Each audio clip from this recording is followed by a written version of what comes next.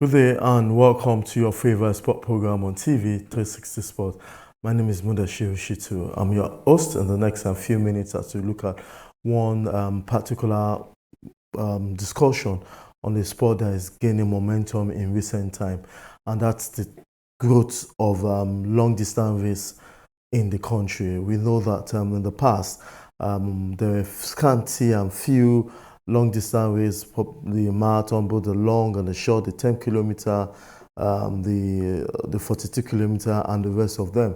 But since 2016, when we had the Lagos City Marathon, popularly known as the Access Bank Lagos City Marathon, we realized that there have been several long distance races in the country, and it's cause of concern.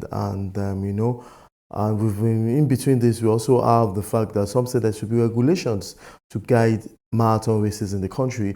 That it shouldn't just be one marathon to the other. There should be guideline. And I'm sure under the body, marathons are under the Athletic Federation of the Nigeria. But speaking to me on this issue is an expert when it comes to long distance race. He has been involved in one of the major long distance races in the country. He has traveled across the country also to cover athletics. From weeks ago, he was part of the first ever Abuja International Marathon. And he welcomed me to join Tunde Eludini, a seasoned sport journalist. It's good to have you on the show, Tunde. Muda, thank you for having me on your program. Yeah, so there are few people that can talk so well on this topic, and you're part of the few. And that's just because your profile, your resume says so much about athletics and also about marathon. Now, there's no doubt that we are having this topic, the growth of the growth of road races in Nigeria.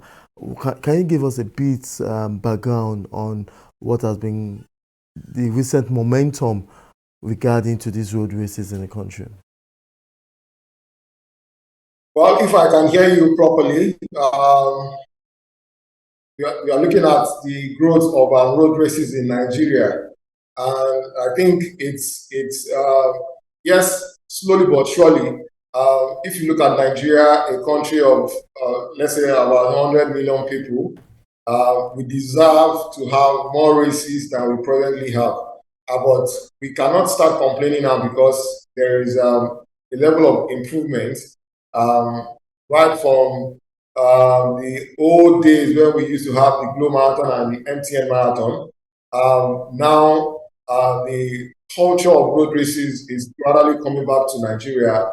And of course, it's quite rewarding for the athletes. It's quite rewarding for the organizers and generally for the populace because we know that road races come with huge benefits, particularly as it concerns the health of the participants. And so, right from the Lagos Marathon, of course, we've seen many other road races coming up after that. We've had road races in places like Ogun State, we have the Kaduna, and the latest on the block is the Abuja International Marathon. So I think the growth is commendable, but of course it can be better. A country like Nigeria deserves much more races, but I think gradually we are getting where we should be. Yeah, well said. But the road races in the country, does it imbibe the culture of long distance races? Do you think, since we've been talking about all these road races taking place across, has it really been part of our culture so far, so good since um, the growth of road races? Do you think it's really affecting Nigerians to run on their own, regardless to whether there's a competition or not? Yeah, I think if you look at places like Lagos, even across Nigeria, we have many running clubs already. So there are people that know the importance of running. They know that it's a very how I put it, it's a tested platform for you to exercise yourself and also be at the best of fitness. And so, the running culture is there. For people that know it already, They already imbibed this. But what races like this, like the Abuja International Marathon is doing, is to give more people that sense of culture. And so you try to make this thing something that is fun-filled. And so you are able to attract many people, because once many people hear about road races, once they hear about marathons, they are scared. They look at it as a very rigorous activity that they cannot be part of. But when we have competitions like this that are laced with entertainment, they are laced with fun, they are laced with prizes, then it tends to attract more people. I think that is working and the magic it should. Now, well said, and we all believe that now there have been regulations and guidelines, and some say that not all rules follow the standard. Some say that some is just for the money. What are the observations from your own point of view in regards to statements that or reports that says some races need to be guided? Some said we should leave it so that for now we should revive the culture. What's your own take on this? Reports?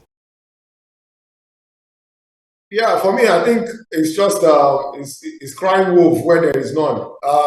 Like I said, a country like Nigeria, we when you look at it, like New York, for example, New York is just a state in the United States. We have more than 1,000 road races all across the year. In Nigeria, we have barely 10, 15. So it's grossly inadequate. Right now, if we're talking about Lagos Marathon, we should be talking about Ekpe Road Race, we should be talking about Ikorodu. Every look and cranny should have their own races. Then that means we are getting there. So what we have right now is not even enough as far as I'm concerned. For the athletes, I mean for the elite athletes now, they are not novice, they are professionals. They know this is there's no point as an athlete when you know that you're already burned out, that you are going, okay, maybe you took part in the Abuja Marathon on Saturday, and the next Saturday you are going elsewhere to go and run. Your chances of winning is already limited. So the athletes themselves will not burn themselves out. They have to pick their races. They know where they are best suited, and that will inform their calendar. So even if we have, for the fact that we have 1,000 races in Nigeria, it doesn't mean that an athlete must participate in every one of them. The athletes, they have their managers, they have their coaches that will choose the best races that they are suited for. And so I don't think there's any reason for us to be crying foul that we are having too much races. I don't think that is not correct at all.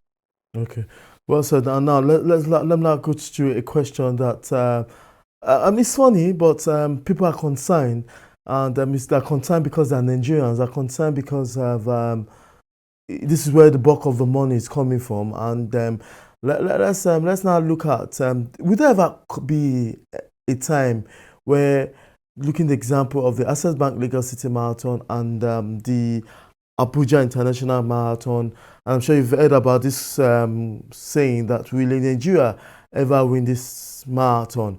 And what do you think should be done apart from organizing these road races every part of the country? Does it enable, or are we in the right path for a Nigerian to win these major races that like the Abuja International Marathon and the Lagos City Marathon? Does it mean, or there have to be a separate program in place to enable any Nigeria at least get to the top 2 or 3? Or it's enough organizing these races, and perhaps in the future we see Nigeria being among the top 3 in Abuja International Marathon or the Lagos City Marathon?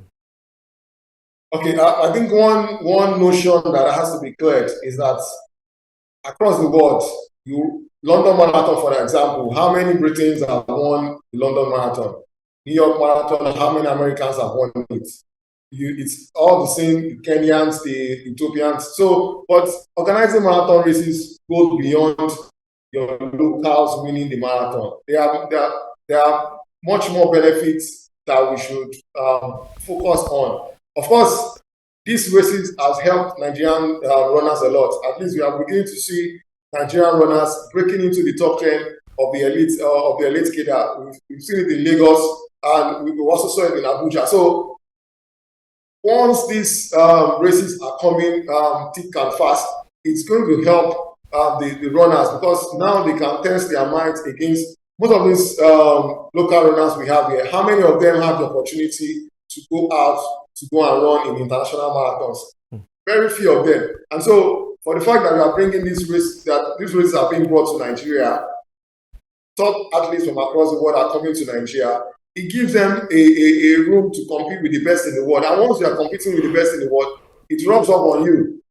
Every now and then you see that Nigerian runners, they run new personal best times. It's because of the kind of atmosphere they are running in. And so even if Nigerians don't win these marathons yet, we can see the improvements that they are having over the years. And I think that counts for something. And like I said, beyond producing a winner, the marathon comes with several other games that we should also celebrate, even if Nigerians don't win these races. Oludini, speaking on the growth of road races in Nigeria.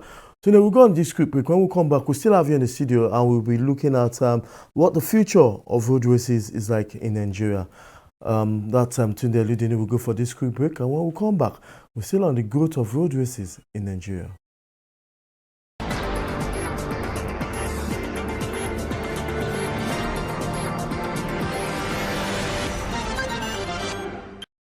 Yeah, welcome back. If you're just joining us, we will be speaking with Tunde Oludini, a seasoned sport journalist, on the growth of road races in Nigeria. Tunde is speaking with us right here in Lagos too. He has been to several athletics events, and he's telling us that the road races are necessary and it will shape us. But let's ask him 3 more questions as we round up the show. Tunde, let's go straight to what our elite athletes have been doing so well when it comes to road races. And but there are few of them, we can mention their name, Fadikemi Olude, the few that are prominent among the same, some of them. We also have the gang, Deborah and Benjamin Guy, and Amadou Guzo, if I'm correct with that name, the man that won the first Nigeria and the last Access Bank Lagos City Marathon. I don't think we can name up to like 20 elite athletes, even if we can mention that in a population of almost more than 20 million, as reported. Don't you think what can we do to have more elite road races, elite distant runners in Nigeria? Yeah, what we have to do is improve on what we have presently. Like I said, we have maybe like 10, 15 races scattered across the country. First, let us have races across the country. The Abuja Marathon was very good for most of our elite runners, because if you look at these guys, they are based in the north, but every time they have to come down to Lagos before they can run. And so it even takes away from their performance, because the stress of traveling and all that, it shows on race day. So by the time you have a race in Kano, you have a race in Jos, you have a race all out across the country, it's going to take this culture right before there are many youngsters there that they don't even know benefits that they can get. And so I think what we just need to do is improve on what we have presently. Yes, like I said, the growth is a bit slow, but if we can double up on what we already have, I think we'll begin to have more star athletes coming on. The like of Deborah Pam, the Giant that you mentioned, they're already aging. And so we need new guys to step in their shoes and even take road races running onto the next level. It's obvious that time is longer than our friend, but a few 2 questions for our viewers watching. We've not seen a major event. I know that in the Commonwealth Games we had Fadikemi running the 10 kilometers, which is, I think, she came last in that, but it's a very good one for our first time. Which other, can you tell us a bit, if there's any, or as you can remember, as we speak right now, some of our A-list athletes that have done international tournaments when it comes to marathon? Okay, so that's where the problem is. when this tournament, when this competition come, most of our authorities, they believe that we don't stand a chance, and so because we don't stand a chance, they don't even take these athletes to most of these competitions. And so if we don't take them out to international competition, then we have to bring international competitions right here for them to participate. Most of these guys, they don't even have enough races to run in to get the qualifying times. And so that's the problem is multifaceted. And so that is why we have to address it by having opportunities like this. The Lagos City Marathon, for example, is already a gold medal race. And so it can stand as an Olympic qualifier. So for our athletes that cannot go out there to run, if they have chances like this coming to them at their doorstep, it opens the door. And so until we begin to believe that these athletes have something to prove, I don't think it will be fair on them. That is why when people complain that we're having too much, I just look at it as it's not fair on these athletes because all they do is local participation. They don't get the chance to go out there to show what they've got because even right from home, we've written them off, but they stand no chance, and there's no point in them to this competition. So that's the situation we find ourselves. We hope that in the years ahead, this will change. We'll begin to see, even if they don't make the podium, at least let us see them also competing with the best around the world. Yes, Tunde, a very big thank you to you, but we will not let you go without telling us what your own experience was like at the Abuja International Marathon. Well, the Abuja Marathon was a bit hectic. Of course, when you're organizing a competition for the first time, it comes with its own challenges. But if you look at the end results and the challenges, I think it was a success. If you look at the times that were run, they were record times because the times that were dropped were for any race in Nigeria. That's the fastest for the first edition. And so for the fact that we were able to command some of the best athletes from around the world, we saw the Kenyan that won, the lady from Bahrain. She's an Olympic medalist and a former world record holder. So it showed that they were able to, no matter for the fact that it's a first-time race, they were still able to command some decent runners to come to Abuja. For me, one of the things that I love about the Abuja Marathon was the weather. The weather was so kind, and I think that even contributed to the fast times that we have. And so, for them to have stand on this pedestal, I'm sure that by the time they review what has been done this year and work on the little lapses that were noticed, I'm sure the second edition should be better than this. And thankfully, the second edition will even come up this year because this first edition also taking place last year. It was because of the COVID and security issues that were maybe pushed to April. And so we are still going to have another Abuja Marathon this year. So there's plenty to look forward to. Abuja residents, I think they warm up to this idea, and we hope to see more of them coming up for the subsequent edition. Yes, well said, and I'm sure we've already made a long distance race from some of our viewers watching you. I want to say a big thank you to you, Tunde Eludini, for giving us an expert opinion and your objectivity in this. That's Tunde Eludini, a seasoned sport journalist. He has so much publications on marathon, athletics, and all the rest. And this will draw today's curtain. I want to say a big thank you for being part of the show. If you are almost a marathoner or you are almost a long distance race runner from watching us right now, I'm sure you can drop your comments on all our social media platforms, or you follow us so that you can get the best in the world of sport. I'm Mudashiru Shitu. Thanks for watching.